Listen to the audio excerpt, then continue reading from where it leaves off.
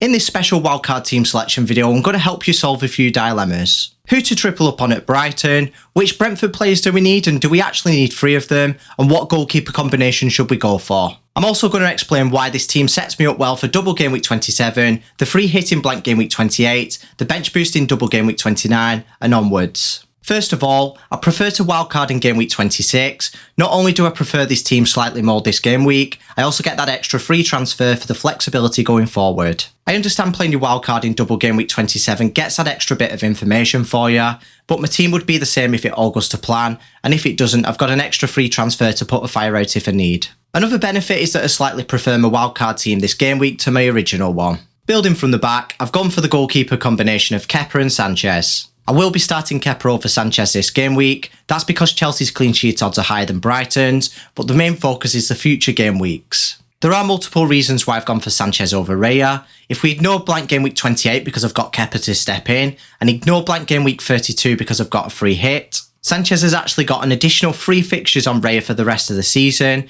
He's got a fixture that could be rescheduled in 30, 31, 35 or 36. He's got a double in double game week 34 and a double in double game week 37 as well. I did consider the Brentford goalkeeper and a Brighton defender. The only problem with that is, with a Brighton triple up in the outfield, that means that you have to bench all 3 of them in blank game week 28 and you've got no slots left on the bench for any players that are blanking in the outfield positions. As for the backup goalkeeper, I have gone for Kepa over Ward because he offers more in blank game week 28, double game week 29 bench boost, and in the normal game weeks he gets to rotate with Sanchez as well. He'll probably actually play more than him, which will bring more expected value. He does cost 0.7 more, but I've had a look at my future potential transfers and I don't think I'll need that additional budget. Either way, he's more than likely to bring in more points. It's not too bad if you look at it this way. It's just like having a £5.3 million goalkeeper with a £4 million backup, except from you get to pick the fixtures and it's for 2 decent defences. Moving on to the defence, the first defender is a Brentford player. It's Henry and he was only 4.5 mil. I think it's worth saving £500,000 on Ben Mee. You could either go for Henry or Pinnock.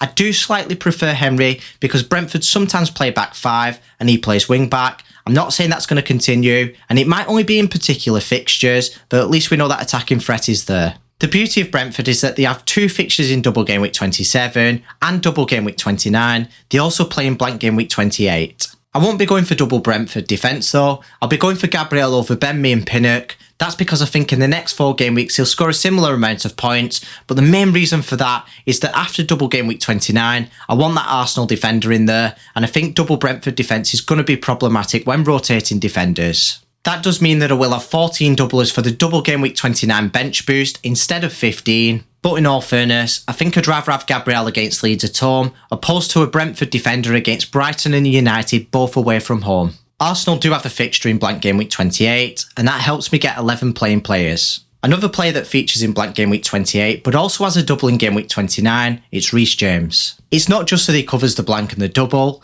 he's got easy fixtures coming up against Leeds at home, Leicester away, Everton at home, the double, and then Wolves away as well. It's not only that, he's got plenty of upside with his attacking output for a defender, and he does play for a decent defence as well. He will probably blank in game week 32, but it doesn't matter to me because I'm going to play my free hit, and if he does, he doubles in game week 34 or game week 37. My last 2 defenders are both from Newcastle, it's Trippier and Burn. I would prefer Shah over Burn, but I couldn't afford the upgrade. Either way, Burn's there to step in when I need him. There's not much to split Burn and Botman. They're exactly the same price. Their underlying stats are similar, except from Botman's had 0.02 expected assists higher, and that's 1 assist every 50 games, so that's nothing to split them. But I think going forward with his position, I think Burn has slightly more attacking threat, but not much. Newcastle playing blank game week 28. They also double in game week 29, then they've got a double game week to be rescheduled after that, which will probably go into game week 31 or game week 30. I'll have the double up ready, and I might even triple up by bringing in either Wilson or Isak depending who's fit.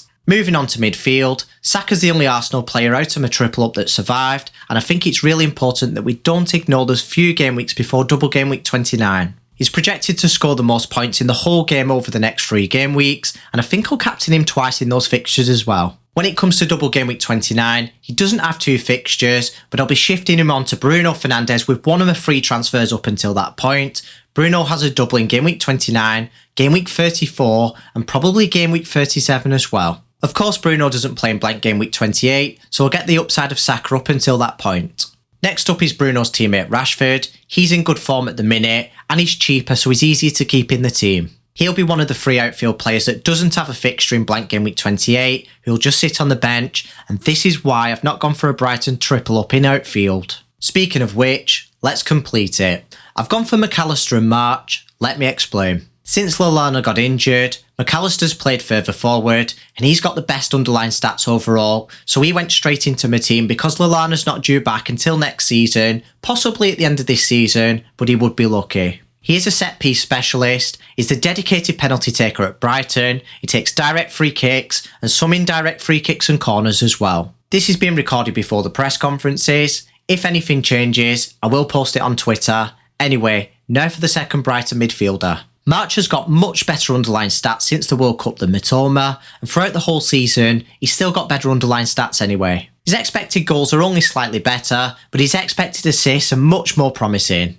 It's not much to go by, but he's also 0.2 mil cheaper. If he has got a problematic injury and he is ruled out, I'll shift him on to Mitoma. If it's only slightly doubtful, he will be sitting on the bench this game week anyway. That's unless my last midfielder isn't available, which is Maddison. Leicester play in blank game week 28 and they double in game week 29. I think he's going to be one of the high scoring midfielders over the course of those 2 game weeks. He does have an easy fixture against Southampton this game week, then after the double he faces Bournemouth as well. Up front, I've gone for Brentford's best pick, Tony. He features in blank game week 28. He also doubles in game week 27 and game week 29. Of course, he might be banned from playing, but until we get a confirmation, it's worth it for the upside with Brentford's number of fixtures, and he's only 7.6 mil. The penultimate player in the team and the penultimate forward is Haaland. I don't think there's anything wrong with selling him, but over the course of the next 2 game weeks, he's expected to get plenty of points, and I'm actually going to sell him on in blank game week 28. That's because he blanks and doesn't double. A player that doesn't blank and does double is Watkins, and that's who will be replacing him. I do plan on bringing him back in game week 30.